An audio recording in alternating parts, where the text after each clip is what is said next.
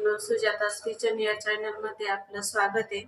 तर आपण खानदेशी पद्धतीने कढी भजे बनवणार आहे. त्यासाठी लसूण, 3 हिरव्या मिरच्या हे मिक्सरला बारीक फिरवून घ्यायचं.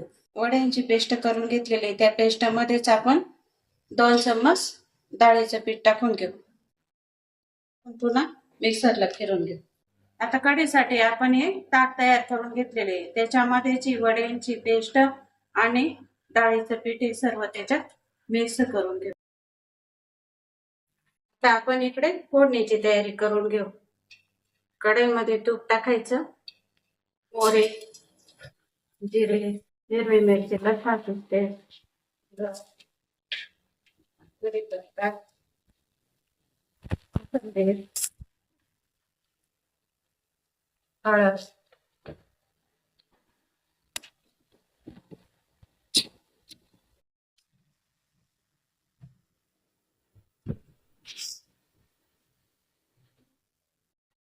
चवीनुसार मीठ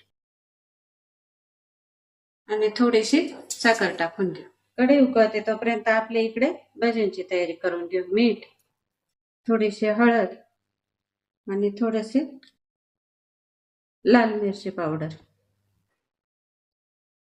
आता आपण हे भज्यांचे पीठ भिजवून घेऊ. तेल टाकू कढईत. आपण भजी काढून घेऊ.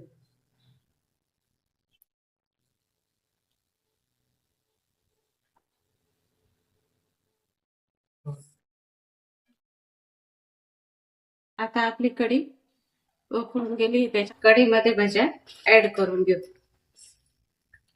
अशा पद्धतीने आपली तोंडाची चव वाढवणारी खानदेशी कढी तयार झालेली. अशाच नवनवीन रेसिपी बघण्यासाठी आपल्या चॅनलला लाईक करा, शेअर करा, सबस्क्राईब करा.